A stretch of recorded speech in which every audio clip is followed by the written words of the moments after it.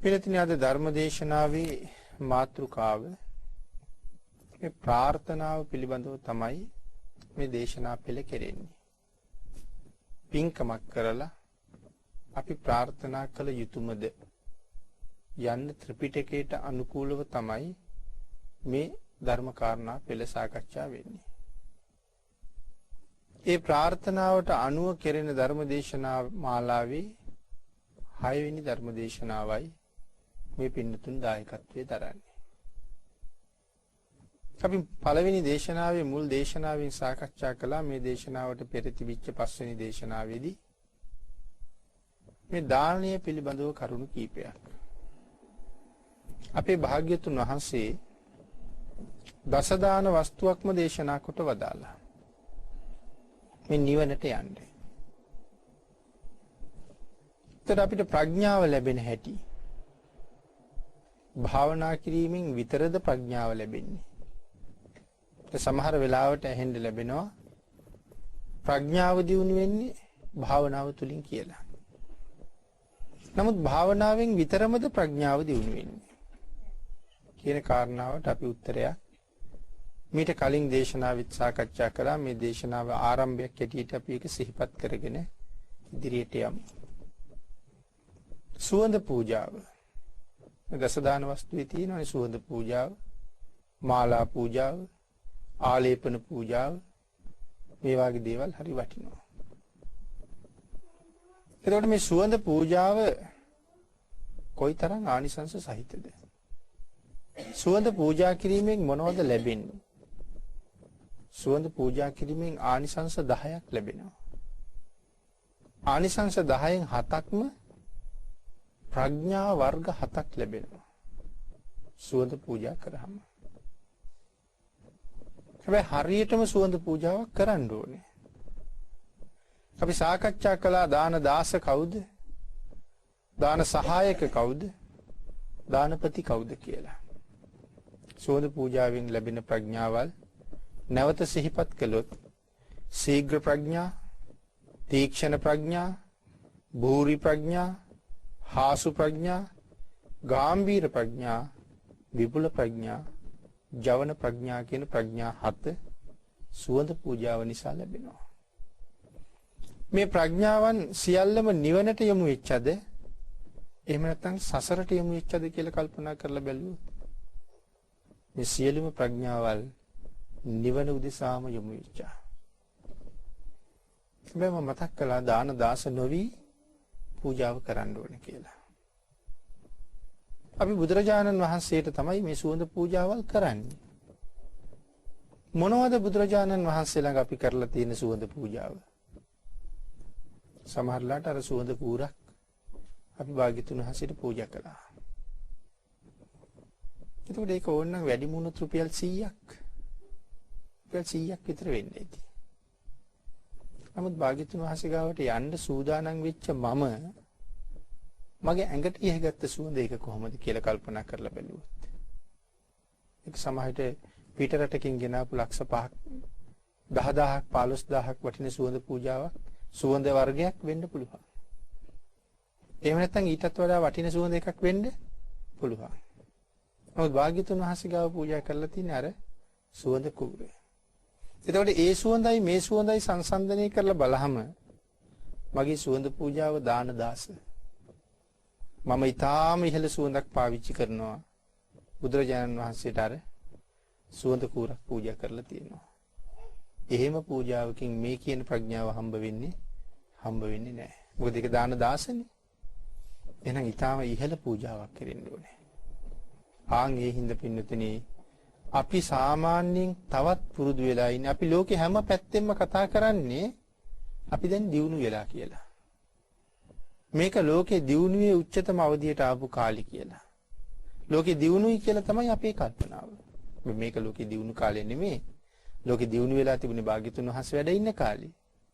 එදා තිබිච්ච දියුණුවත් එක්ක කල්පනා කරලා බැලුවොත් අපි තාම බොහොම පුංචි ලදරු. අතීතයයි දියුණු. දැන් අනාගතයට යනකොට එදා තිබිච්ච දියුණුව කවදාවත් ලං වෙන්නේ නැහැ. එන්නේ පිරිහීමක් මිසක් අපිට පේන්නේ දියුණු වෙනවා කියලා. නමුත් අතීතයට ළඟා වෙන්න පුළුවන්කමක් නැහැ. නමුත් අපි හිතනවානේ දැන් දියුණුයි කියලා. ඊට වඩා පහසුයි කියලා.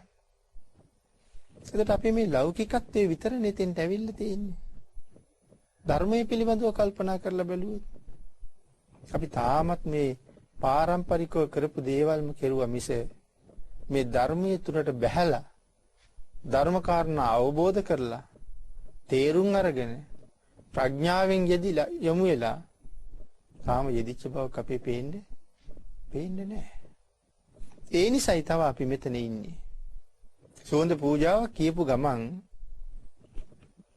අර ඉරටුවක් වටේට යම් ද්‍රව්‍යයක් අලවලා ඒකට මොනවා හරි සුවඳ ද්‍රව්‍යයක් කවලා ඒක තමයි අපි ගෙනහිල්ලා බුදුරජාණන් වහන්සේට පූජා කරලා තියෙන්නේ. තාම ප්‍රඥාව මෙහෙරුවේ නැහැ මීට වඩා සුවඳ වර්ග ලෝකේ තියෙනව නේද කියලා. නමුත් ඔය සමහර රටවල් වලට සිංගප්පූරුව වගේ රටවල් වලට ගිහිල්ලා එනකොට අපි අරන් එන සුවඳ විලවුන් එකක් රුපියල් 30-40000ක් වෙන ඉවුවක් තියෙනවා. ලක්ෂ ගණන් වෙන ඉවුවක් තියෙනවා. එක එක්කිනාගේ වත්පොසත්කමේ හැටියට එහෙම සුවඳ පාවිච්චි කරනවා. ඔව් තාම අපේ ප්‍රඥාව මෙහෙයුන්නේ නැහනේ. එහෙනම් මෙහෙම සුවඳක් බුදුරජාණන් වහන්සේට පූජා කෙරුවොත් ඒක කොහොම වෙයිද කියලා. මේ දුමානෙට වඩා ඒක කොච්චර අපූර්ව වෙයිද කියලා. ආන් ඒ හින්දා මේ ශාසනයේ ඉස්සරහට ගමනක් යන්න හොඳ ප්‍රඥාවක් මෙහෙවන්න ඕනේ. නැත්තම් තාම අපි බොහොම පල්ලෑ. පාරම්පරිකව පුරුදු වෙච්ච දේ ගාවමයි අපි ඉන්නේ. ඒ නිසා දානපතියින් වෙන්න නම් හරි අමාරු නා අපිට. ඒ නිසා පින්නතුනි අපි නිරන්තරයෙන් කල්පනා කරන්න ඕනේ මේ බුදු දහම කියලා කියන්නේ අපේ හිතවල තියෙන දෙයට නෙමෙයි කියලා. බුදු දහම කියලා කියන්නේ අපිට වැටහෙන දෙයට නෙමෙයි. එහෙනම් බුද්ධ ධර්ම තියෙන්නේ අපේ හිතවලත් නෙමෙයි. එහෙනම් කොහෙද බුද්ධ ධර්ම තියෙන්නේ? බුද්ධ ධර්ම තියෙන්නේ ත්‍රිපිටකයේ සහ අට කතාවේ. ඒ තමයි භාග්‍යතුන් වහන්සේගේ වචනේ. අපි මේ බුද්ධ ධර්ම කියලා හිතාගෙන ඉන්නේ අපිට හිතෙන දේවල්. අපේ හිතවල තියෙන දේවල්. ඒක බුද්ධ ධර්ම නෙමෙයි. අපි හොයන්න ඕනේ භාග්‍යතුන් වහන්සේ මොනවද දේශනා කරලා තියෙන්නේ කියලා. ආන් ඒ නිසා බුදුරජාණන් වහන්සේ දේශනා කරපු කාරණාවට අනුවම ඒක හොඳට හොයලා බලලා එහෙම පින් කරන්න ඕනේ. අපිට හිතෙන විදිහට පින් කරලා මේ සංසාරයෙන් අපිට ඈතර යන්න වෙන්නේ නෑ. භාග්‍යතුන් වහන්සේ දේශනා කරපු විදිහට පින් කෙරුවොත් විතරයි මේ සසරින් මිදෙන්න පුළුවන්කම තියෙන්නේ. අන්න ඒ කාරණාව හින්දා පින්නතුනි මේ සියලුම කරුණු බුදුරජාණන් වහන්සේ දේශනා කරලා තියෙන අපේ නිවන වෙනුවෙන්මයි කියන එක අපි හොඳට අවධාරණය කරගන්න ඕනේ. භාග්‍යතුන් වහන්සේ දේශනා කළේ අපේ නිවන වෙනුවෙන් නම් අපි නිරන්තරයෙන් කීකරු වෙන්න ඕනේ බුදුරජාණන් වහන්සේගේ දේශනාවට. අපිට මේ වැටහිච්ච දේවල් වලටවත් අපි වගේම තවත් කෙනෙක් අපිට කියපු දෙයටත් නෙමෙයි ගරු කරන්න ඕනේ.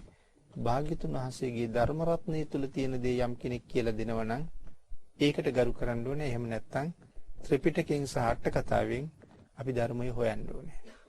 එහෙම නැත්නම් මේ ධර්මයේ දැනගත්තා, ධර්මයේ ඇහුවා, ධර්මයේ කියෙව්වා කියලා අපි මේ අපිට ඕනේ මතිමතාන්තරයක විතරයි පිළිහිටලා ඉඳලා තියෙන්නේ. හැබැයි ඒකෙන් අපිට ප්‍රයෝජනයක් ලැබෙන්නේ නැහැ.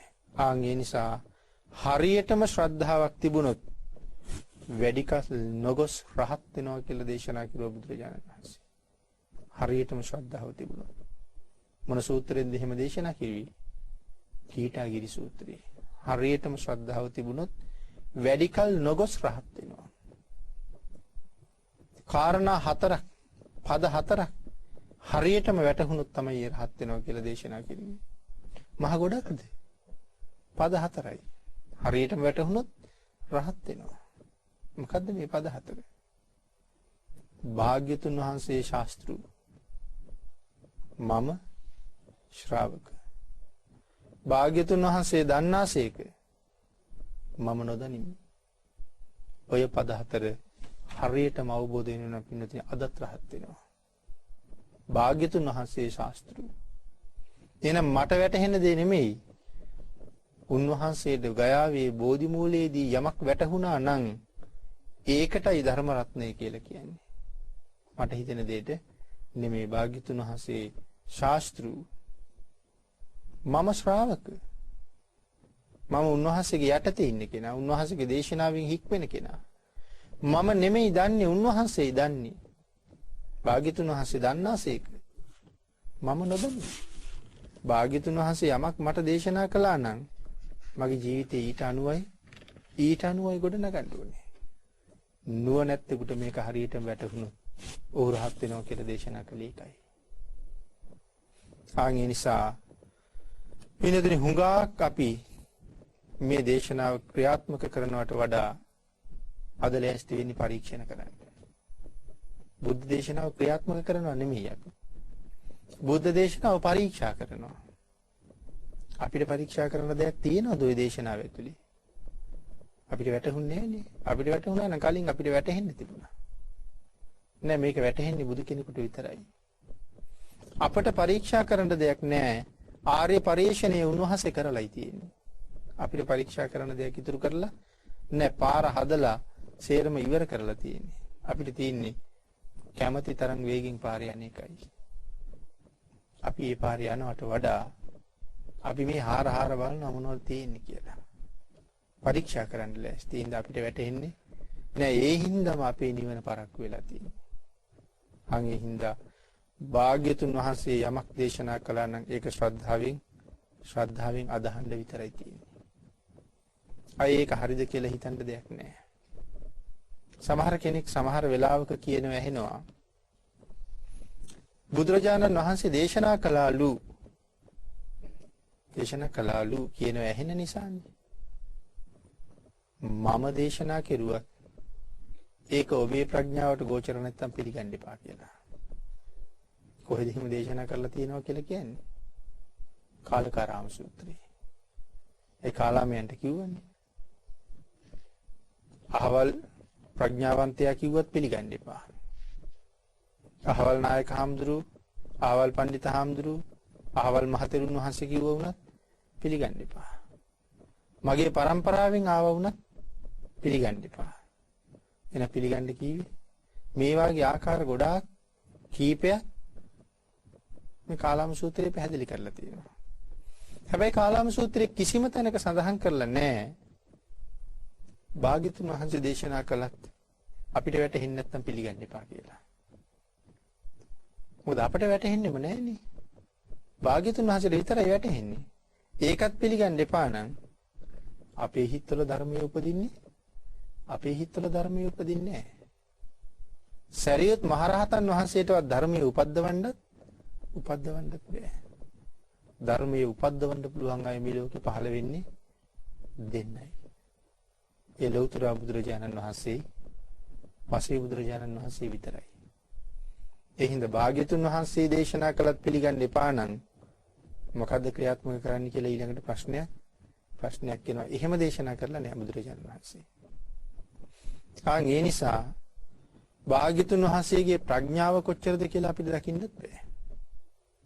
සරියුත් මහරහතන් වහන්සේටත් බුදුරජාණන් වහන්සේගේ ප්‍රඥාව අනුමාන ඥානයකින් විතරයි දකින්න පුළුවන්. උන්වහන්සේටවත් භාග්‍යතුන් වහන්සේගේ ඥාන ශක්තිය සර්වඥතා ඥානයෙන් නම් දකින්න බෑ. යන්තම් අනුමාන කරනවා විතරයි. අපි නිවන් දකින්නේ කොහොමද කියන එක වැටහෙන්නේ බුදුරජාණන් වහන්සේට විතරයි. අපේ නිවනට ඕන ප්‍රමාණය තමයි භාග්‍යතුන් වහන්සේ ඔය අපිට කෙටි කරලා දීලා තියෙන්නේ. මේ භාග්‍යතුන් වහන්සේගේ මුළු අවබෝධයමද අපිට දීලා තියෙන්නේ? නැහැ, දේශනා කළානේ. ඇටේරිය වනාන්තරයකදී මේ එක කොළ මිටක් අරගෙන මානෙනි මගේ අතේ තියෙන කොළද වැඩි? මේ ගස්වලයි බිමයි තියෙන කොළද වැඩි?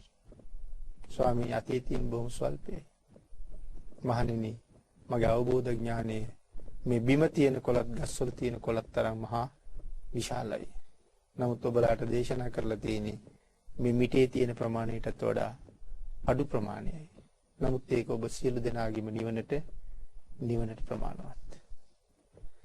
ඒ නිසා භාග්‍යතුන් වහන්සේගේ සර්වඥතා ඥානය ගැන නම් මේ ලෝකේ කිසි කෙනෙකුට පසේ බුදුරජාණන් වහන්සේටවත් ඒක හිතා ගන්න බෑ. නමුත් අපිට අවශ්‍ය ප්‍රමාණය දේශනා කළා. සියලු දෙනාටම වඩා ඉහළින් බුද්ධ රත්නේ වැඩ ඉන්නවා. ඊළඟට ධර්ම රත්නේ වැඩ ඉන්නවා. ඊට පල්ලෙහින් තමයි සංඝ රත්නේ වැඩි ඉන්නේ. රහතන් වහන්සේලාත් බණ ඇහුවා. රහතන් වහන්සේලාත් මේ ධර්මයට පුදුම ගරු කිරීමක් කළා. ආන්ගේ හින්දා බිම වාඩි වුණා. රහතන් වහන්සේත් හිටියේ බිම. එතකොට ධර්ම රත්නේ ඊට වඩා බොහොම ඉහළින් ක්‍රියාත්මකයි. නමුත් ඒ වුණාට අපි ගාව දුර්මතයක් තියෙනවා. මොකද අපි ගාව තියෙන දුර්මතය? බුදුරජාණන් වහන්සේ ධර්මයේ ගුරුතන් හිතෙබෝ කියලා. එහෙම දුර්මතයක් ලෝකේ. හැබැයි ඒක දුර්මතයක්. ත්‍රිපිටකයේ එහෙම එකක් නැහැ. ගුරුවරයා ඉන්නකොට ශිෂ්‍යයා සරණ යන ලෝකයක් නැහැනේ. එහෙනම් ධර්මයේ හෙව්වේ කවුද?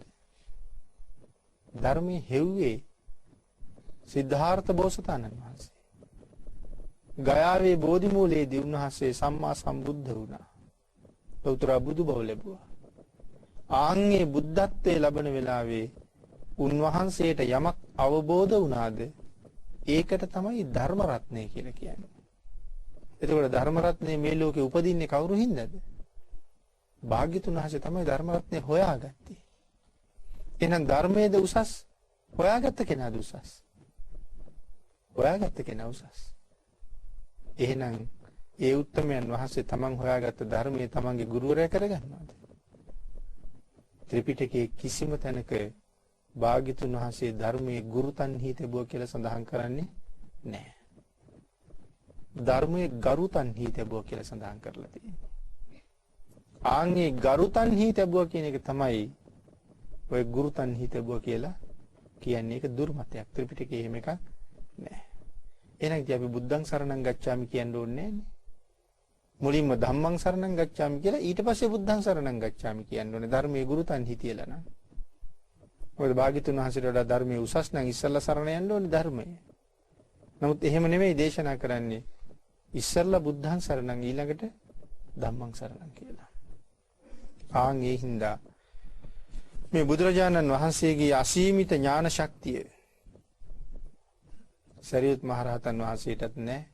සරියුත් මහරහතන් වහන්සේගේ ඥානය 80 මහ ශ්‍රාවකයෙකුට දකින්නත් බෑ. ඒ හින්දා මේ ශාසනය අපිට හරියට තේරෙන්නේ නැහැ. 80 මහ ශ්‍රාවකයෙකුට කොහොමවත් සරියුත් මහරහතන් වහන්සේගේ ඥානය දකින්නත් බෑ. මෙන්න මේ 80 මහ ශ්‍රාවකයන් අතරින්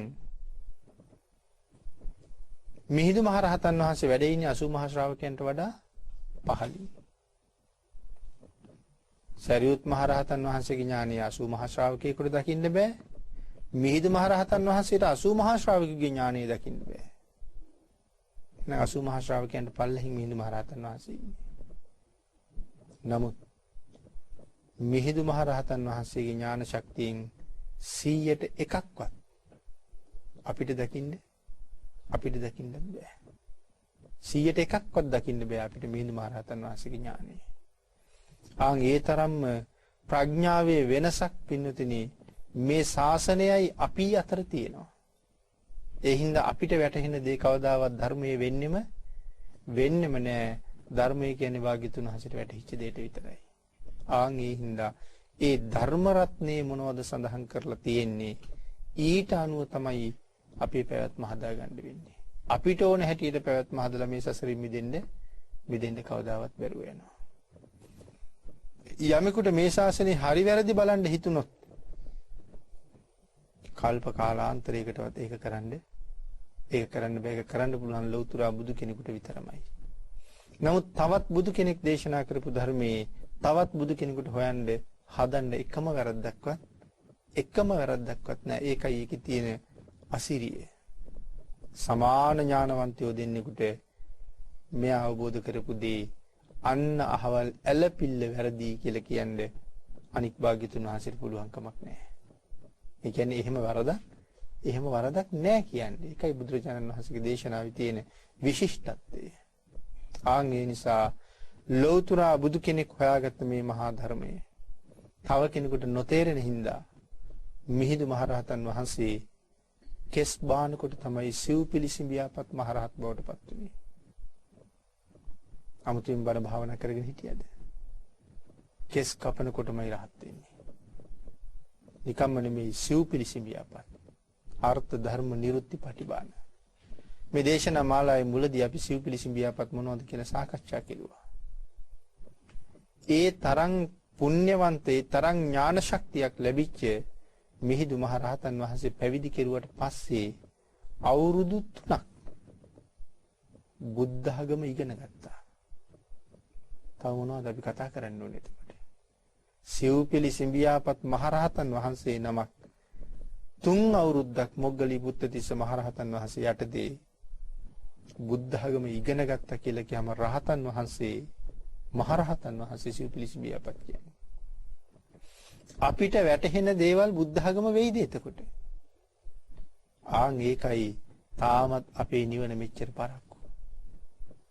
ආන් ඒ හින්දා මේ ධර්ම රත්නේ තරම්ම ගැඹීරයි පින්නතුනි. ආන් ඒ නිසා මිහිඳු මහ රහතන් වහන්සේ ඉගෙන ගත්ත බව අපේ පොත්පත්වල ඕන තරම් සඳහන් කරලා තියෙනවා. අටුවාවෙත් ඒ කාරණාව පැහැදිලි කරලා තියෙනවා. මහා වංශයේ චූල වංශයේ ආදී ග්‍රන්ථවලත් මිහිඳු මහ රහතන් වහන්සේ ඉගෙන ගත්ත බව තහවුරු කරලා තියෙන 3 අවුරුද්දක්. ඊළඟට පින්නතුනි මොනවා හිතලා කිව්වත් අපි ඒක බුදුදහම වෙන්නෙම නැහැ. 80 මහා සව්වන් අතරින් හොඳටම වැටහෙන ඥානයක් තිබුණේ කාටද? ආනන්ද ස්වාමීන් වහන්සේට. 80 මහා ශ්‍රාවකයන්ගෙන් අග්‍ර ශ්‍රාවකයන්ගෙන් නෙමෙයි. උන්වහන්සේලා දෙන්න වෙනම වැඩ ඉන්නවා. ඊට පල්ලෙහින් ඉන්නේ 80 මහා ශ්‍රාවකයෝ. 80 මහා ශ්‍රාවකයන් අතරින් ධර්මය හොඳටම වැටහෙන ඥානයක් තිබුණේ ආනන්ද ස්වාමීන් වහන්සේට. ඒ හොඳටම වැටහෙන කියලා කිව්වේ ආනන්ද ස්වාමීන් වහන්සේට අග්‍රස්ථාන 5ක් තියෙනවා. අපි හිතේ උපස්ථායකයන් වහන්සේ විතරයි කියලානේ. නෑ අග්‍රස්ථාන 5ක් තියෙනවා. මොනවද ඒ අග්‍රස්ථාන 5? බහුස්සුතානං අග්ගෝ, සතිමන්තානං අග්ගෝ, ගතිමන්තානං අග්ගෝ, දිතිමන්තානං අග්ගෝ, උපට්ඨාකානං අග්ගෝ. මේ කාරණා පහෙන් උන්වහන්සේ අග්‍රයි.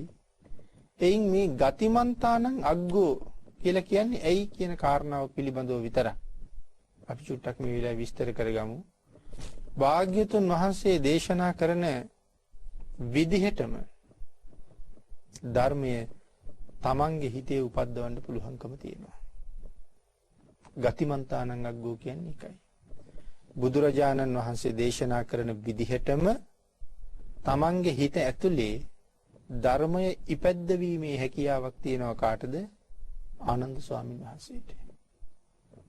භාග්‍යතුන් වහන්සේ එක වචනයක් දේශනා කරාම අපි කියමුකෝ ආනන්ද බුද්ධ කියලා භාග්‍යතුන් වහන්සේ සඳහන් කළා කියලා.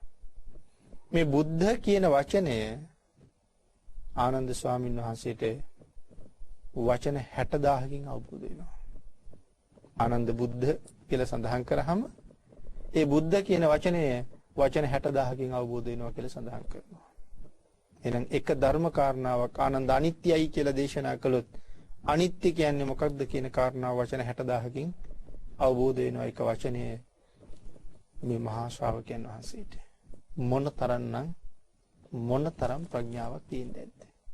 ඒ නිසා තමයි ධර්ම භාණ්ඩාගාරික කියලා නම් කරලා තියෙන්නේ. භාග්‍යතුන් වහන්සේගේ එක වචනයක් ඒ තරම් වැටහුණ උන්වහන්සේ ධර්ම සංගායනා වෙලාවේ ආනන්ද ස්වාමීන් වහන්සේ ඕනෙමයි මේ සංගායනාව කරන්නේ. මොකද උන්වහන්සේ ගාව තමයි ධර්මයේ ගබඩා වෙලා තියෙන්නේ. අග්‍ර උපස්ථායකයන් වහන්සේ බවට පත් වෙනකොටම ඉල්ලීමක් කළා. ඉල්ලීම් ගණනාවක් කළා. එයින් එකක් තමයි ස්වාමීනි මම නැති තැන්වල කරන දේශනාවල් පස්සේ ඊටාම කෙටියෙන් මට දේශනා කරන්න ඕනේ කියලා. ඒ කියන්නේ වචන දෙකකින් තුනෙන් ඒක භාග්‍යතුන් වහන්සේ දේශනා කරා මුළු දේශනාවම අවබෝධ කරගන්නවා. මම නැති තැන්වල කරන දේශනාව ඊටාම කෙටියෙන් පස්සේ මට දේශනා කරන්න ඕනේ කියලා ඉල්ලීමක් කළා. ආනන්ද ස්වාමීන් වහන්සේ මේ පළවෙනි ධර්ම සංගායනාවේදී මට වැටහුණා මෙහෙම කියලා කොතනවත් සඳහන් කරලා තියෙනවද? භාග්‍යතුන් වහන්සේ මෙහෙම සඳහන් කරාම මට වැටහුණා මෙහෙම අපි පින්නතුන් කිසිම සූත්‍රයක එහෙම දැකලා තියෙනවද? හැම සූත්‍රයක්ම පටන් ගන්න තියෙන්නේ කොහොමද? ඒවං මේ සුතං ඒකං සමයං භගවා කියලා. ඇයි එහෙම කියලා තියෙන්නේ? මා විසින් මෙසේ අසන ලදී. එහෙනම් මෙතන මගේ වචන නෑ, මේ භාග්‍යතුන් වහන්සේගේ වචනයයි. මොනතරම් බුදුරජාණන් වහන්සේට ගරු කරලාද? මා විසින් මෙසේ අසන ලදී. ඒවං මේ සුතං ඒකං සමයං භගවා. මෙතන මගේ වචන නෑ එකක්වත්. මේ භාග්‍යතුන් වහන්සේගේ වචන. භාග්‍යතුන් වහන්සේගෙන් මම මෙහෙම අහලා දැනගත්තා. නැතු මට මෙහෙම වැටහුණා කියලා දේශනා කරලා නැහැ කොතනවත්. පින්නතුනි මේට හොඳම උදාහරණයක් මේ මජ්ක්‍ධිම නිකායේ මජ්ක්‍ධිම පඤ්ඤාසකයේ තියෙන කීටාගිරි සූත්‍රය. මේ ප්‍රකාශයට හොඳ උදාහරණයක්. කීටාගිරි සූත්‍රය. මොකද්ද මේ කීටාගිරි සූත්‍රය? අද කාලේ වාගේ භික්ෂුන් වහන්සේලා දෙනමකගේ සිතුවිල්ලකට අනුව කරපු දේශනාවක්. අද හිතනවා වගේ හාමුදුරුවෝ දෙන්නෙක් හිතාපු හිතුවිල්ලකට කරපු දේශනාවක් තමයි කීටාගිරි සූත්‍රය කියලා කියන්නේ. මොකද්ද කීටාගිරි සූත්‍රයේ තියෙන්නේ? භාග්‍යතුන් වහන්සේ දේශනා කළා 3 වේලෙන් 1 වේලක් අඩු කරාම තමන්ට ආනිසංස 4ක් ලැබෙනවා කියලා. 3 වේලෙන් 1 වේලක් අඩු කරාම මෙන්න මේ ආනිසංස ලැබෙනවා. ඒක භික්ෂුන් වහන්සේලාට විතරද? ඒක ඔබටත් එහෙමයි. අපිට කැම වේල් 3ක් තියෙනවනේ. 3න් එකක් අඩු කෙරුවොත් ලැබෙන ආනිසංස තමයි මේ තියෙන්නේ. අපිට වැටහිච්චද? බුදුරජාණන් වහන්සේට වැටහිච්චා. මොනවද ලැබෙන්නේ? සැහැල්ලු බව, නිරෝගී බව, කාය බලය, ඊළඟට දේශනා කළා පහසු විහරණය. අපේ කල්පනාව නම් 3 වේලක් නෙමෙයි තව වේලක් දෙකක් වැඩි කරගන්න පුළුවන් වුණොත් තමයි කාය බලය වැඩි වෙන්නේ කියලානේ. හොඳට හයියේ ඉන්න නම් තව ටිකක් වැඩි ආහාර ගන්න ඕනේ. භාග්‍යතුන් වහන්සේ දේශනා කළේ මොකද්ද? කාය බලය වැඩි වෙන්න නම් ඔය වළඳන 3 වේලෙන් එකක් අයින් කරන්න කියලා දේශනා කළේ. එහෙනම් අපිට වැටහෙන්නේ නැහැ භාග්‍යතුන් වහන්සේ වැටහිච්ච දේ. හරිම සැහැල්ලුයි කිව්වා එක වේලක් අත්හැරියාම. නිරෝගිමත් වෙනවා කිව්වා එක වේලක් අත්හැරියාම. පහසු විහරණයට ඒක බොහොම හොඳයි කියලා බුදුරජාණන් වහන්සේ දේශනා කළා.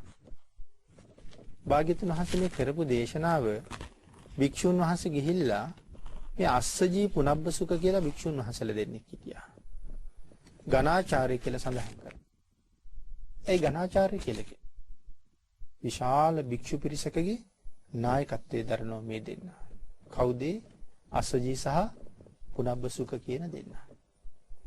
මේ දෙන්නට ගිහිල්ලා භික්ෂුන් වහන්සේලා සඳහන් කළා බුදුරජාණන් වහන්සේ මෙන්න මෙහෙම දේශනාවක් කළා. 3 වේලෙන් 1 වේලක් අත්හැරියාම මේ ආනිසංස ලැබෙනවා කියලා භාග්‍යතුන් වහන්සේ දේශනා කළා. අර දෙන්න මොකද කිව්වේ එතකොට? මහණෙනි අපි දන්නේ ওই විදිහට නෙමෙයි. එහෙනම් 3 වේලම හොඳට වළඳහම තමයි ඔය ආනිසංස ලැබෙන්නේ. අපි දන්නේ එහෙමයි. එතකොට දැන් ඔබලා ඇවිල්ලා කියනවා භාග්‍යතුන් වහන්සේ මෙහෙම දේශනාවක් කළා කියලා. දැන් අපි හොඳටම දන්නවා 3 වේල වළඳහම මේ ආනිසංස ටික තියෙනවා කියලා. ඉතින් ඒක දන්නකොට අය මොකටද අපි පරීක්ෂණයක් කරන්න එක වේලක් නවත්තන්නේ? දන්න දේම කරගෙන යන එක හොඳයිනේ කියලා මේ දෙන්න කිව්වා. භාග්‍යතුන් වහන්සේ ගාවට ගිහිල්ලා අර ස්වාමීන් වහන්සේලා ඒක සඳහන් කළා. ඊට පස්සේ භාග්‍යතුන් වහන්සේ මේ භික්ෂුන් වහන්සේලා දෙන්න කැඳෙව්වා. කැඳවලා දේශනා කළා මහණෙනි තොපට ශ්‍රද්ධාවක් තිබුණේ නැහැ. ඔබලාට ශ්‍රද්ධාවක් තිබුණේ නැහැ. ආන්ගේ ශ්‍රද්ධාව තිබිච්ච නැති හින්දා බුද්ධ වචනේ පිළිගන්න ශ්‍රද්ධාවක් තිබුණේ නැහනේ. ආන්ගේ හින්දා එළඹීමක් තිබුණේ නැහැ. ශ්‍රද්ධාවක් තිබිච්ච නැති හින්දා ධර්ම කාරණාවට පැමිණියේ නැහැ. එළඹීමක් තිබුණේ නැහැ. කන් යොමු කළෙත් නැහැ. මගේ දේශනාව ගණන් ගත්තේ නැහැ. කන් යොමු කළෙත් නැහැ. එම නිසාම ධර්ම ශ්‍රවණය කළෙත් නැහැ. ශ්‍රවණය නොකළ නිසාම ඒ ධහම මතක හිටියෙත් නැහැ. ඒ නිසා දරාගත් ධර්මයේ අර්ථය විමසුවෙත් නැහැ. ඒ නිසාම ධර්මයේ වැටහුණෙත් නැහැ. එම නිසාම කුසලයට බලවත් කැමැත්තක් ඇති වුණෙත් නැහැ. ඒ නිසාම වීරිය වැඩිවෙත් නැහැ.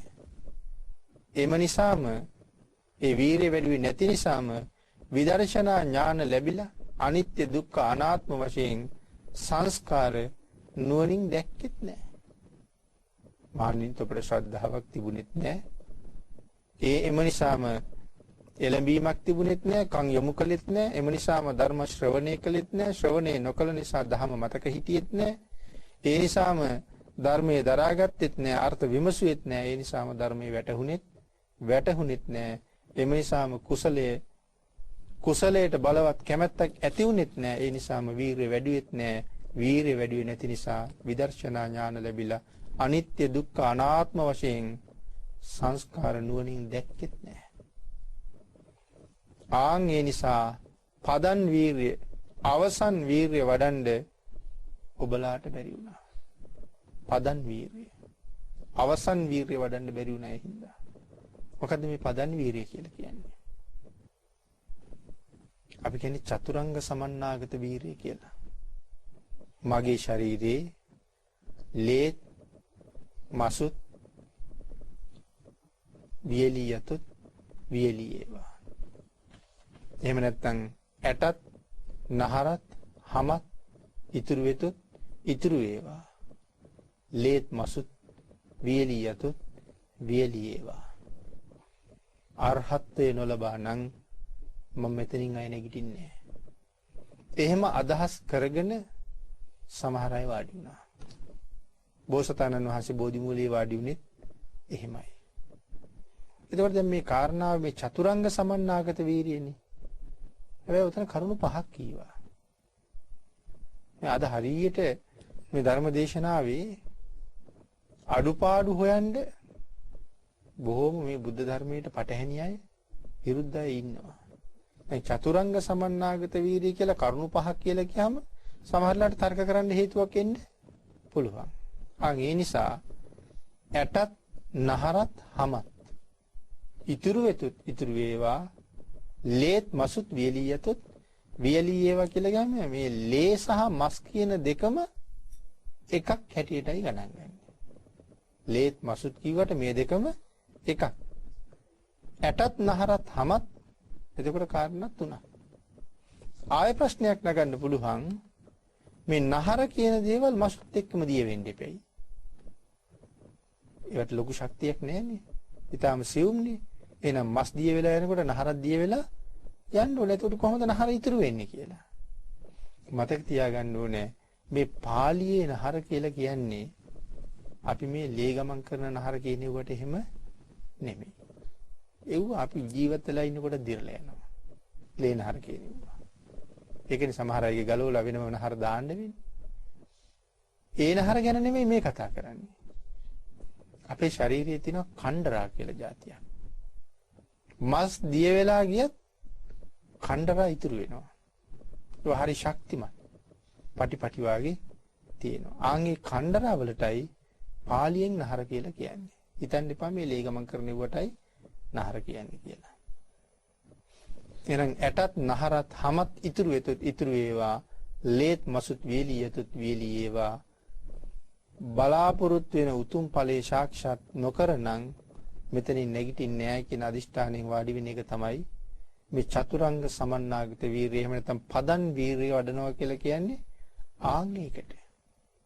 දැන් මේ ධර්ම කාරණාව හරියටම දරන්නේ නැති නිසා එහෙම වීරිය වඩන්න එළඹුණෙත් නැහැ. එම නිසා පදන් වීරිය අවසන් වීරිය වඩන්න ඔබලාට බැරි වුණා. දේශනා කරන කාටද? බුද්ධ වචනේ පිළිගන්න බැරි වෙච්ච අයට මේ වීරිය වඩන්න බැරි වුණා. මෙන්න මේ වීරිය වඩන්න නම් ශ්‍රද්ධාවේ ඉඳලා පිළිවෙලට මේ සියල්ලම වැඩෙන්න ඕනේ. ශ්‍රද්ධාවේ ඉඳලා පිළිවෙලට වැඩෙන්න ඕනේ. බුද්ධ වචනේ පිළිගන්න ඕනේ. භාග්‍යතුන් වහන්සේ දේශනා කළා නම් එසේමයි මුලින් කියපු කාරණා හතර මතකනේ. භාග්‍යතුන් වහන්සේ දන්නාසේක. මම නොදනිමි.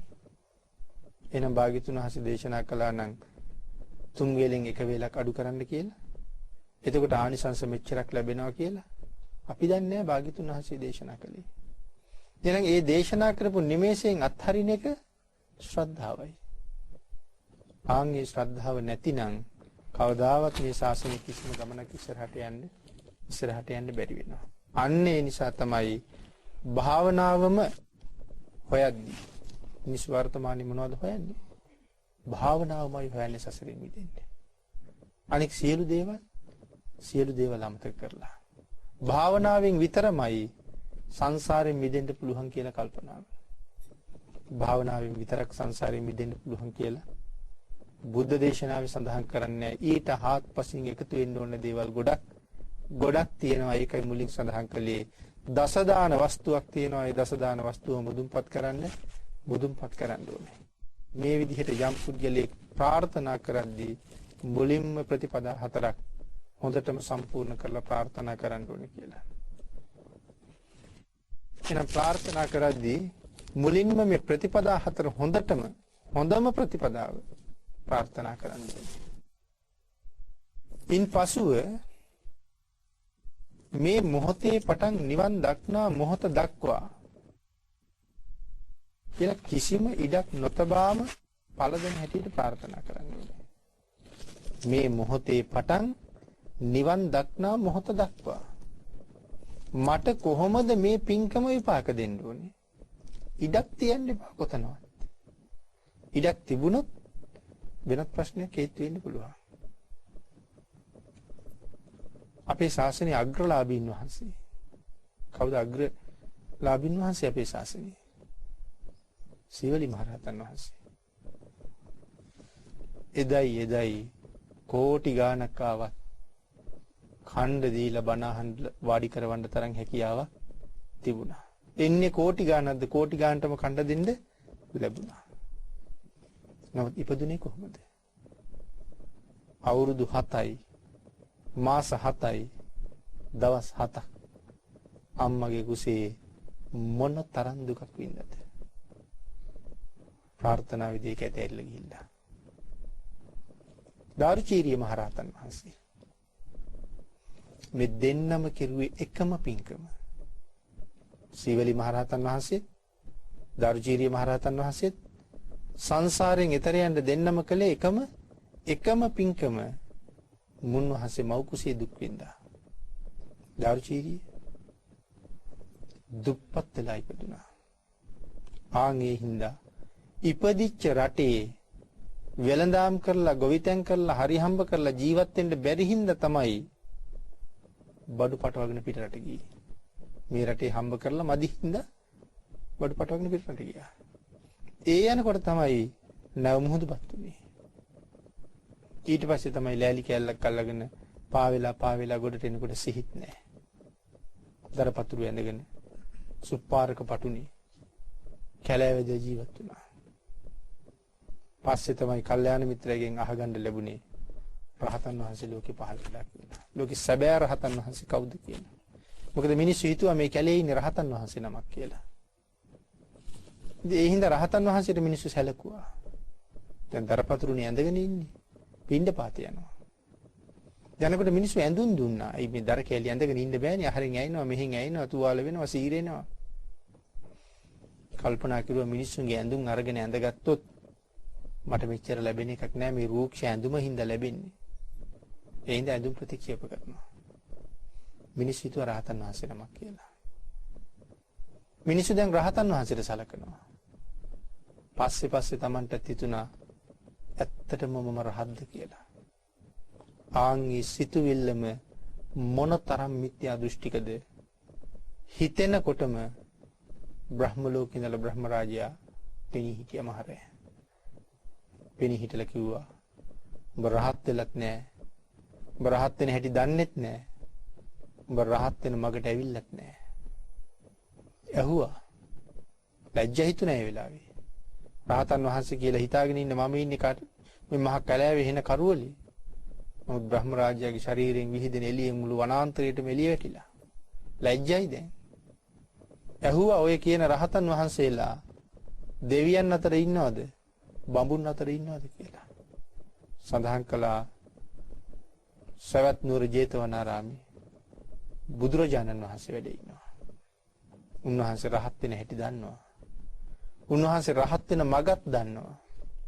ඒ නිසා යන්න කිව්වා හොයාගෙන.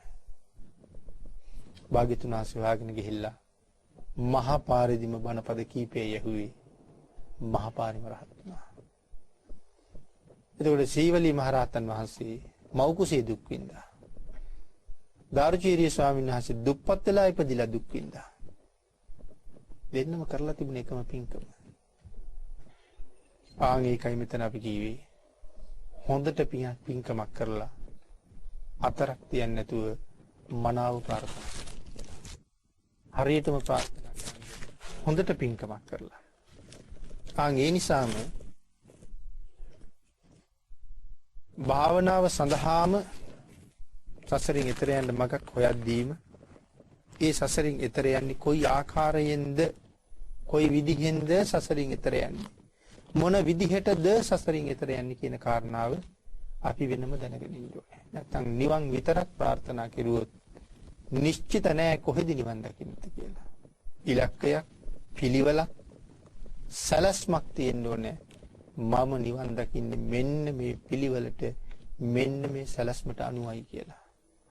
ආන් ඒ නිසා පින්නතුනි මේ විදිහට යම් පුද්ගලයෙක් ප්‍රාර්ථනා කරද්දී මුලින්ම ප්‍රතිපදා හතර හොඳින්ම ප්‍රතිපදාව ප්‍රාර්ථනා කරලා ඉන්පසුව හරියටම කල්පනා කරන්න ඕනේ ඉඩක් නැතුව කොහොමද ඒක සම්පූර්ණ කරන්නේ කියලා.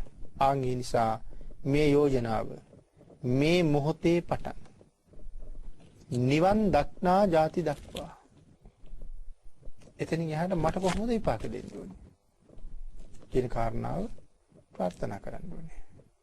එතකොට මගදී කිසිම කරදරයක් නැතුව ඒ ගමන හරියටම යන්න අපිට පහසුකම් සැලසෙනවා. එහෙමනම් ධර්ම දේශනාවට තියෙන කාලය නිමා වෙලා තියෙන නිසා ප්‍රාර්ථනාව කියන මාතෘකාව යටතේ කෙරෙන දේශනා මාලාවේ 6 වෙනි දේශනාව මේ විදිහට අදට නිමා කරනවා.